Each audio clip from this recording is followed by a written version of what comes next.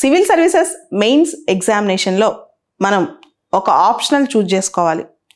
దానిలో రకరకాల ఆప్షన్స్ ఉంటాయి. Political science, public administration, Geography, sociology, anthropology, అలానే కొన్ని టెక్నికల్ సబ్జెక్ట్స్ కూడా ఉంటాయి అన్నమాట. లా, మెడిసిన్, ఇంజనీరింగ్ సబ్జెక్ట్స్. ఇలా మనకు నచ్చిన ఆప్షన్లో ఒకటి మనం చూజ్ చేసుకోవచ్చు. దానిలో మనం 2 పేపర్స్ రాయాల్సి ఉంటుంది మెయిన్స్లో.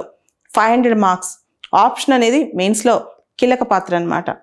అయితే దీనికి సంబంధించి నేను చూజ్ చేసుకున్న optional political science and international relations.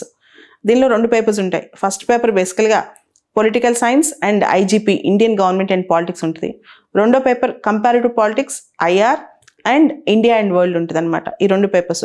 దీనికి సంబంధించి సిఎస్బి ఐఏఎస్ అకాడమీలో political science and international relations option సంబంధించి 2023లో ఎగ్జామ్ రాసే వాళ్ళకి, 2024లో ఎగ్జామ్ రాసే వాళ్ళకి కొత్త బ్యాచ్ ఒకటి స్టార్ట్ అవుతుంది.